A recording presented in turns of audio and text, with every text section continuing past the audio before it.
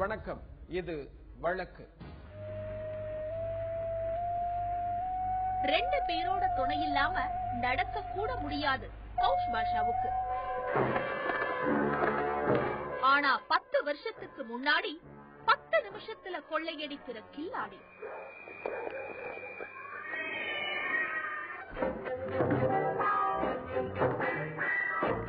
ரெண்டு கிட்னியும் வேலை செய்யாத ஒரு நடைப்பிணந்தான் இன்னைக்கு இவரோட அடையாளம். ஆடாத ஆட்டமாடிய ஒரு பலே கொள்ளையனின் வாழ்க்கை சரித்திரம்.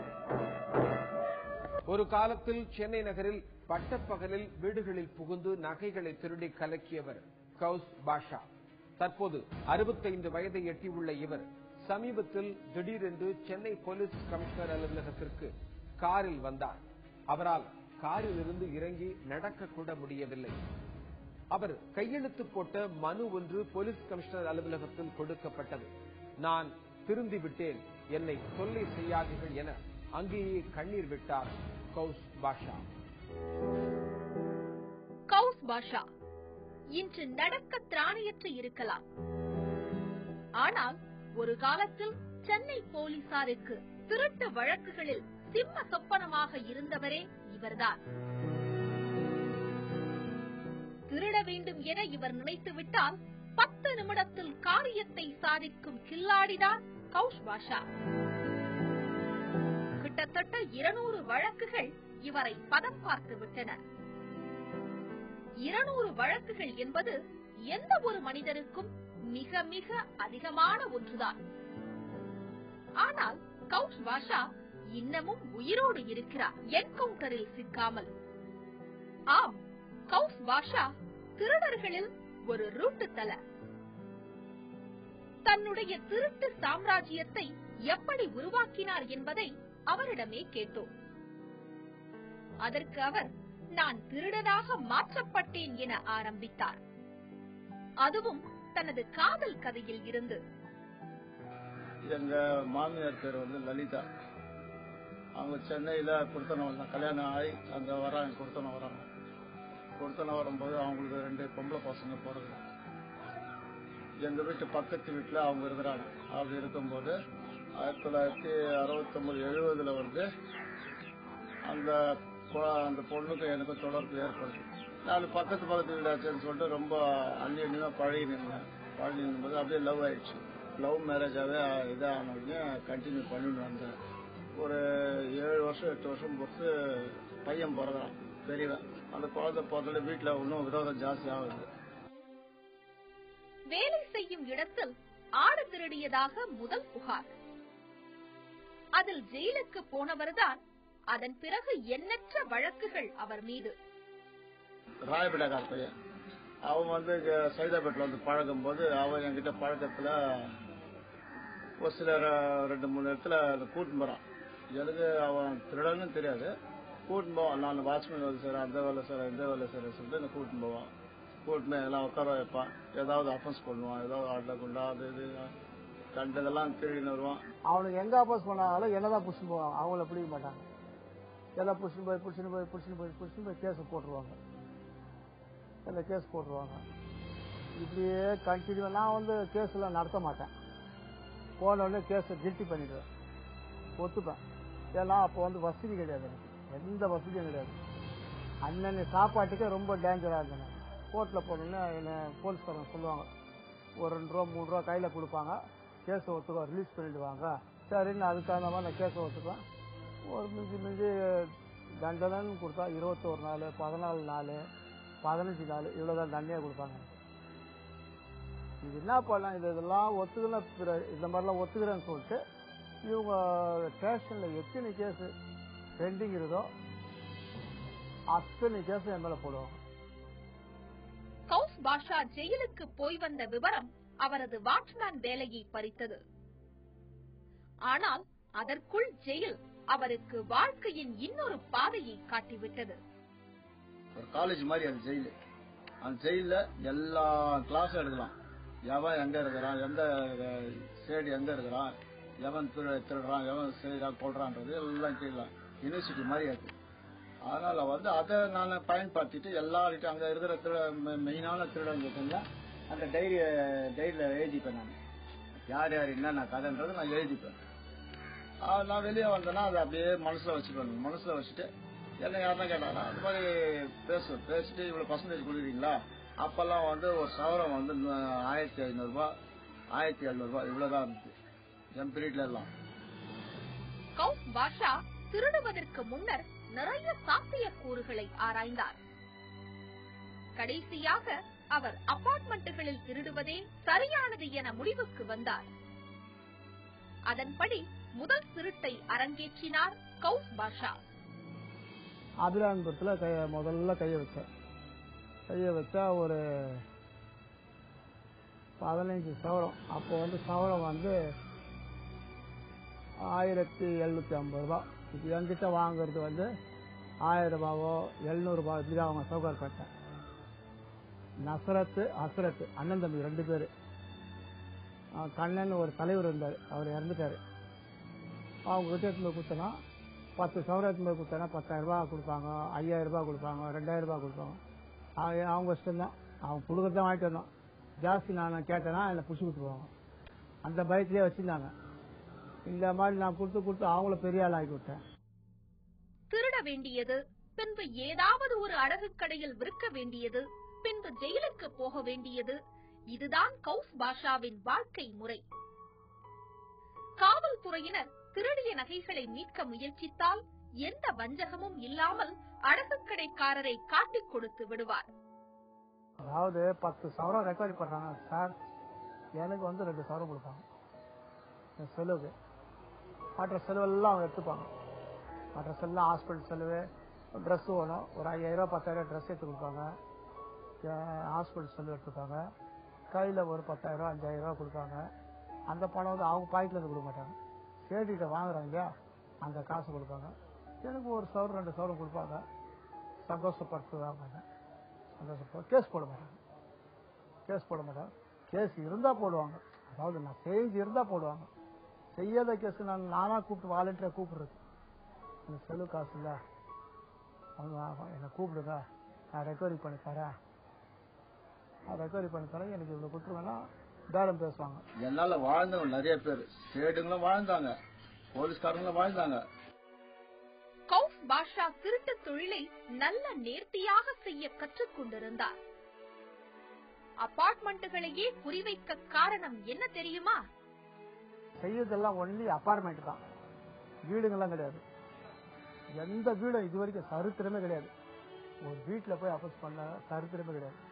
அபார்ட்மெண்ட், ஒரு அபார்ட்மெண்ட்ல கிட்டத்தட்ட வந்து 200 வீடு 300 வீடு இருக்குது.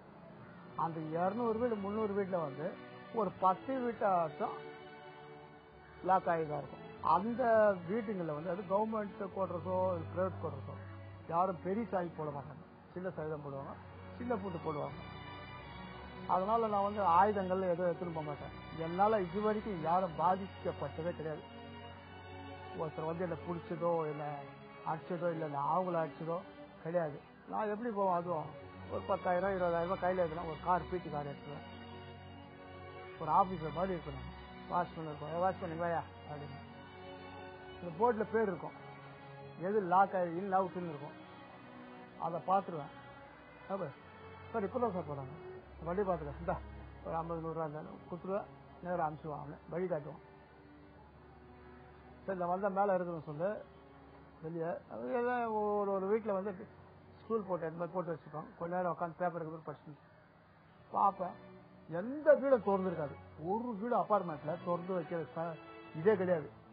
இப்போ ஹவுசிங் போர்டுன்னா என்ன பண்ணுவாங்க, ஹவுசிங் போர்டுனா அது ஸ்லம்பு. அந்த ஸ்லம்பில் என்ன பண்ணுவாங்க, 4 முறத்தையே வச்சுங்க, 4 தனியா மிளகா அது இருந்து உட்காந்து ஊர் கதையே பேசின்னு இருப்பாங்க. அவன் என்ன பண்ணா, இவன் என்ன பண்ணா, அவன் என்ன பண்ணா, என் புருஷன் அடிச்சான் கொண்டான்னு பேசிருக்கோம். ஆனா அபார்ட்மெண்ட்ல அவங்கவுங்க வேலையை அவங்கவுங்க பார்ப்பாங்க. அபார்ட்மெண்ட்டுடைய இது அது. திருடுவதற்காக வீட்டுக்குள் எத்தனையோ முறை நுழைந்திருந்தாலும் இதுவரை ஒரு பீரோவை கூட உடைத்தது இல்லை என்பது கௌஸ் பாஷாவின் சாதனை என்றே சொல்லலாம். லிப்ட் இருக்கும், லிப்ட்ல ஃபர்ஸ்ட் எத்தனை ஃப்ளோர் பார்ப்பேன். அத்தனை ஃப்ளோரும் போயிட்டு ஒரு லிப்ட் போனா கிளீனா தெரிஞ்சிடும், எது எது லாக்ல இருக்கு, எது எது திறந்து திறந்துருக்காது, எது எது பூட்டு தொங்குது அப்படின்னு பார்த்துருவேன். பார்த்துட்டு சரி இது அச்சா இவ்வளோ நேரத்தில் இவ்வளோ செகண்டில் நம்ம இறங்கிடலாம் கீழே அப்படின்னு நேராக போவேன். போன உடனே கொஞ்சம் கஷ்டப்பட்டு திறந்துடுவேன். திறந்து நான் லாக் பண்ணிவிடுவேன். உள்ள ஆரஞ்சிடுவேன். அதுக்குன்னு போய் பீரோவை ஒடிக்கிறதோ அதுவும் ஒடிக்கிறது அந்த வேலைலாம் கிடையாது. பீரோ சாவி அங்கே தொங்க, யாரும் அந்த பீரோ சாவி வந்து அப்பார்ட்மெண்ட்டுக்காரர் எடுத்துன்னு போகணும். அங்கே எங்கன்னா தொங்க வச்சுருப்போம், ஒன்று சாமி படுத்தாண்டா இருக்கும், இல்லை பீரோ மேலே இருக்கும், எங்கன்னா வச்சுட்டு போவாங்க, அங்கே எங்கன்னா வச்சுட்டு போவாங்க. சப்போஸ் இல்லைன்னா என்ன பண்ண முடியும், பீரோவில் ஒழிக்க மாட்டேன். அவங்கள வந்து கஷ்டம் கொடுக்க மாட்டேன், நான் வந்துடுவேன் வெளியே. இது இல்லைன்னா அடுத்தது பார்க்கலாம். 2 பேரோட துணை இல்லாம நடக்க கூட முடியாது கௌஷ் பாஷாவுக்கு. ஆனா 10 வருஷத்துக்கு முன்னாடி 10 நிமிஷத்துல கொள்ளையடிக்கிற கில்லாடி.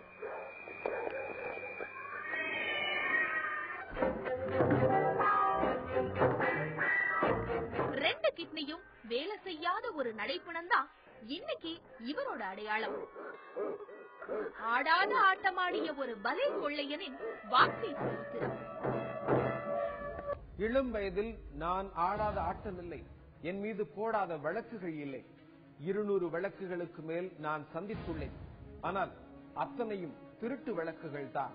கொலை, கொள்ளை, வழிப்பறி போன்ற கொடுமையான குற்றங்கள் எதிலும் நான் ஈடுபடவில்லை.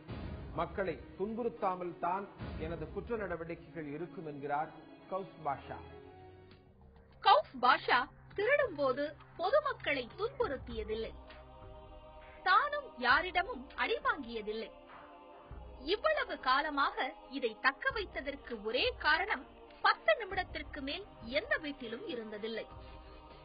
மேக்ஸிமம் என் டைமே வந்து 10 நிமிஷம் 15 நிமிஷம் தான்.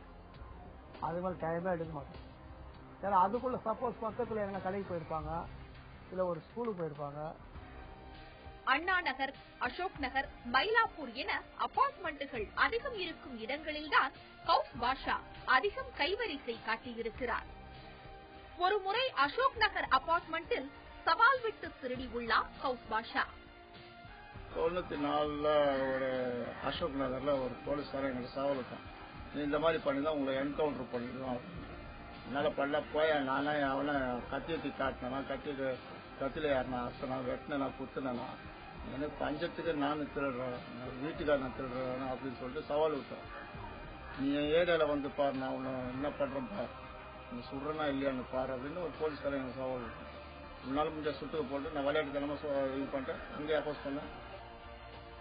இத்தனை முறை திருடினாலும் காவல்துறை நேரடியாக தன்னை பிடித்தது இல்லை என்கிறார் கௌஸ் பாஷா. எல்லா தடவையும் இவரது மனைவிதான் பிடித்துக் கொடுப்பாராம். இதுவரைக்கும் போலீஸ் வந்து எனக்கு பிடிச்ச சரித்திரமே கிடையாது. எல்லாம் என் பொண்டாட்டி தான் என்னை பிடிச்சி கொடுத்துருவான். இது வரைக்கும் என் மனைவி தான் சரண்டர் பண்ணுவான். டிசி கிட்ட இல்ல ஏசி கிட்ட இவங்க கிட்ட தான் சரண்டர் பண்ணுவான். போலீஸ்காரன் வந்து என்னை வந்து கையங்காலம் இதுவரைக்கும் பிடிச்சது கிடையாது. ஏதாவது ஒரு அப்போ ஆயிடுச்சு தேடுறாங்களா, உடனே எங்க மிஸ்ஸஸை கான்டாக்ட் பண்ணுவாங்க, இந்த மாதிரி ஆயிடுச்சுமா அப்படின்னா உடனே இவங்க என்ன பண்ணுவாங்க, எடுத்துன்னு போவாங்க, விட்டுருவாங்க. அவங்க ஏதோ ஒரு கேஸ், சின்ன கேஸ் போடுவாங்க. திருடிய இடத்தில் கைரேகைகளை பதிய விட்டதுதான் இவர்தான் திருடன் என்பதை காட்டிக் கொடுத்துள்ளது. எல்லா இடத்துலயும் வந்து அந்த ஃபிங்கரை கொடுப்பேன். எல்லா இடத்துல ஃபிங்கர் வந்துடும். எனக்கு அந்த ஃபிங்கரை பத்தி தெரியாது. அப்போ என்ன அவன் போலீஸ் தேடுறதுக்கு ஆரம்பிக்கும் போது எங்க மிஸ்ஸஸை கான்டாக்ட் பண்ணுவாங்க. அப்போ மிஸ்ஸஸ் வந்து இங்க தங்கியிருந்தாங்க, சிப்ளிகேட்ல தான் தங்கியிருந்தாங்க லாட்ஜில். அவங்கள கான்டாக்ட் பண்ணுவாங்க. டிசி லெவலில் தான் கான்டாக்ட் பண்ணுவாங்க, ஏசி லெவலில் கூட. டிசி லெவலில் கான்டாக்ட் பண்ணா அவங்க கிட்ட சொல்லிடுவாங்க, எங்கள் ஹஸ்பண்டை பார்த்து ஒரு 10 நாள் ஆகுது, ஒரு வாரம் ஆகுது,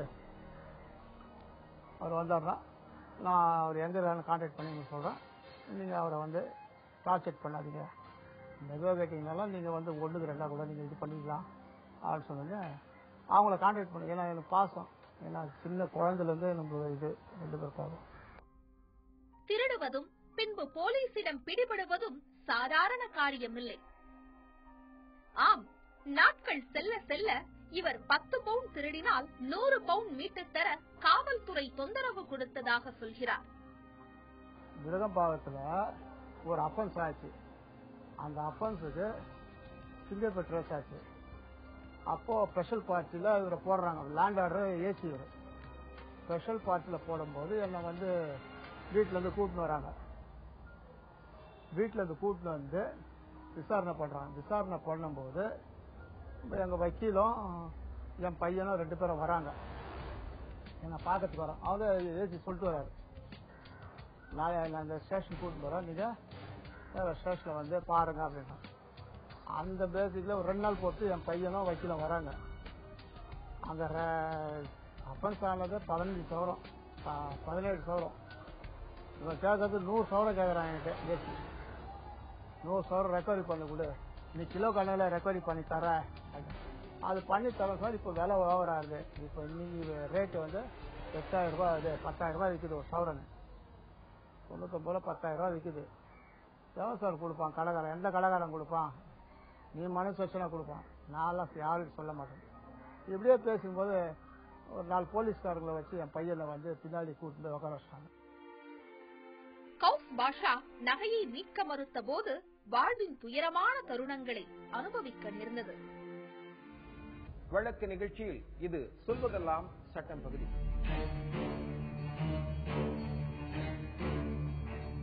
கடந்த வாரத்துல நீதிபதி கிருஷ்ணய்யர் காலமானார்.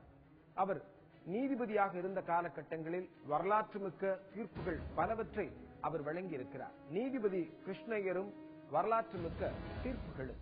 வழக்கறிஞர், சட்டமன்ற உறுப்பினர், சட்ட அமைச்சர், உயர்நீதிமன்ற நீதிபதி, சட்ட கமிஷன் உறுப்பினர் என்று பல பதவிகளை வகித்து அதன் பிறகு 1973 உச்சநீதிமன்ற நீதிபதியாக பதவியேற்றார் வி ஆர் கிருஷ்ணய்யர். அவர் உச்சநீதிமன்ற நீதிபதியாக பதவியேற்ற பொழுது ஏராளமான கண்டன குரல்கள். ஒரு அரசியல் கட்சியை சேர்ந்தவர், அவர் சட்டமன்ற உறுப்பினராகி அவர் மத்திய ஒரு அமைச்சராக, ஒரு சட்டமன்றத்தில் வந்து ஒரு மாநிலத்தின் அமைச்சராக பதவி வகித்தவர் வந்து உச்சநீதிமன்ற நீதிபதியாக நியமிக்கப்படக்கூடாது அப்படின்னு பலவிதமான கண்டன குரல்கள் எழுப்பப்பட்டது. ஆனால் யாரெல்லாம் அந்த கண்டன குரல்களை எழுப்பினார்களோ அவர்கள் எல்லாருமே அவங்க பிற்காலத்தில் வி ஆர் கிருஷ்ணய்யருடைய தீர்ப்புகளை பார்த்து, அவர் மக்களுக்கு ஆற்றிய பணியை பார்த்து அவர்கள் எல்லாமே அவரை முழுமனதாக ஏற்றுக்கொண்டார்கள். நீதிபதி வி ஆர் கிருஷ்ணய்யர் அவர்கள் உச்சநீதிமன்றத்தில் சுமார் 7 ஆண்டு காலம் நீதிபதியாக பணியாற்றி சுமார் 750 வழக்குகள் வந்து தீர்ப்பளித்திருக்கிறார். அந்த தீர்ப்புகள் வந்து இன்றளவும் மக்களுக்கு பயனுள்ள வகையில இருந்து வருகிறது. ஒரு 1975 எமர்ஜென்சி அவசர நிலை பிரகடனம் வந்து இந்தியாவில் கொண்டு வருவதற்கு மிக முக்கியமான காரணமாக இருந்தது வந்து அலகாபாத் உயர்நீதிமன்றம். அப்போதைய பிரதமர், பாரத பிரதமர் இந்திரா காந்தி அவருடைய தேர்தல், லோக்சபை தேர்தல் செல்லாது அப்படின்னு ஒரு உத்தரவு ஒன்று பிறப்பிக்குது. அதற்கு மேல்முறையீடாக உச்சநீதிமன்றத்திற்கு வழக்கு செல்கிறது. அப்போது வி ஆர் கிருஷ்ணய்யர் முன்பு அந்த அவருடைய அமர்வுக்கு முன்பாக அந்த வழக்கு விசாரிக்கப்படுகிறது. அப்போ அவர் அலகாபாத் உயர்நீதிமன்ற உத்தரவுக்கு ஒரு இடைக்கால தடை பிறப்பிக்கிறார். பிறப்பிச்சுட்டு இந்திரா காந்தி அவர்கள் வந்து அவங்க பாராளுமன்றத்துக்கு போகலாம், ஆனால் அங்கு பேசக்கூடாது, அவர் வந்து பங்கேற்று செயல்படக்கூடாது அப்படின்னு ஒரு உத்தரவு பிறப்பிக்கிறார். அதே போல மேனகா காந்தியுடைய பாஸ்போர்ட் வந்து இந்திய அரசால் முடக்கப்பட்ட பொழுது இந்திய அரசியலமைப்பு சட்ட சரத்து 21 வாயிலாக ஒரு நபர் வந்து எல்லா இடத்துக்கும் போவதற்கான உரிமையை பொறுத்த வரைக்கும் அது அடிப்படை உரிமையில இருக்கிறது, அது வாழ்வாதாரத்துக்கான உரிமையாக பார்க்கப்படுகிறது அப்படின்னு கொடுத்த தீர்ப்பு இன்றளவும் வந்து மக்களுக்கு பயனுள்ள வகையில் இருந்து வருகிறது. 1974 Shamsher Singh versus state of Punjab அப்படிங்கிற ஒரு வழக்குல வந்து ஜனாதிபதி மற்றும் ஆளுநருடைய அதிகாரம் என்ன, சட்டமன்றம் மற்றும் பாராளுமன்றம் அவங்களுடைய சட்டங்களை ஏற்றும் பொழுது ஜனாதிபதி மற்றும் கவர்னருடைய அவங்களுடைய அதிகாரம் என்னங்கிறத பத்தி அந்த தீர்ப்பு கொடுக்கப்பட்ட தீர்ப்பு தான் இன்றளவுக்கும் வந்து இந்த சட்டமன்றத்துக்கும் கவர்னர்களுக்கும் இடையே இருக்கிற அதிகாரத்தை பற்றி விளம்புகிறது. இது தவிர 1979 வந்து சுனில் பத்ரா அப்படிங்கிற ஒரு வழக்குல வந்து அதுதான் வந்து மிக சிறப்பாக இன்றளவும் சிறை நிர்வாகத்தை போற்றி பாதுகாக்கும் தீர்ப்பாக கொடுக்கப்பட்ட ஒரு தீர்ப்பு. அதாவது சிறைச்சாலைக்கு போறவங்களை பொறுத்த வரைக்கும் அவங்களுக்கான அடிப்படை உரிமைகள் வந்து மீறப்படக்கூடாது, மறுக்கப்படக்கூடாது, அவங்களுடைய மனித உரிமைகள் வந்து போற்றி பாதுகாக்கப்படணும்னு சொல்லி கொடுக்கப்பட்ட ஒரு தீர்ப்பு. அந்த தீர்ப்பினை வாயிலாக வந்து அவர் கிருஷ்ணய்யர் அவர்கள் வந்து தெரிவிக்கிறார் வந்து jail is a exception and fail is a rule. அதாவது சிறைச்சாலை அப்படிங்கறத பொறுத்த வரைக்கும் அது தவிர்க்க முடியாத தருணங்கள்ல மட்டும்தான் இருக்கணும், அதே போல ஜாமீன்ங்கிறது வந்து அது விதியாக கொடுக்கப்படணும் அப்படின்னு வந்து அவர் கொடுத்த அந்த தீர்ப்பு இன்றளவும் பல தீர்ப்புகள்ல மேற்கோள் காட்டப்படுகிறது. இது தவிர ரட்லம் முனிசிபல் கவுன்சில் அப்படிங்கிற ஒரு வழக்குல 1981 அவர் கொடுத்த தீர்ப்பு தான் வந்து இன்றளவுக்கும் அந்த உள்ளாட்சி அமைப்புகளுக்கான அதிகாரம் என்ன, மக்களுக்கு செய்ய வேண்டிய பணிகள் என்ன, நமக்கு நாமே திட்டம் அப்படிங்கிற விஷயத்தை பொறுத்த வரைக்கும் முன்னோடியாக கொடுக்கப்பட்ட தீர்ப்பு அந்த தீர்ப்பு. இப்படி ஏராளமான தீர்ப்புகளை அவர் வழங்கியிருக்கிறாரு. அது தவிர பொதுநல வழக்குகளை அந்த 1974 81 காலகட்டத்திலே அது முதல் முறையாக கொண்டு வர்றதுக்கு மிக முக்கிய காரணமாக இருந்தவர் வி ஆர் கிருஷ்ணய்யர் அவர்கள். அவருடைய ஏராளமான தீர்ப்புகள் இன்றளவும் பல வழக்குகள்ல உயர்நீதிமன்றங்கள் மற்றும் உச்சநீதிமன்றத்தில் அது மேற்கோள் காட்டப்பட்டு அதுதான் இன்று வரை நடைமுறை இருந்து வருகிறது. மக்களுக்கு பயனுள்ள வகையில அவருடைய தீர்ப்புகள் இருந்து வருகிறது. மீண்டும் வேறொரு வழக்கோடு உங்களை சந்திக்கிறேன். நன்றி, வணக்கம்.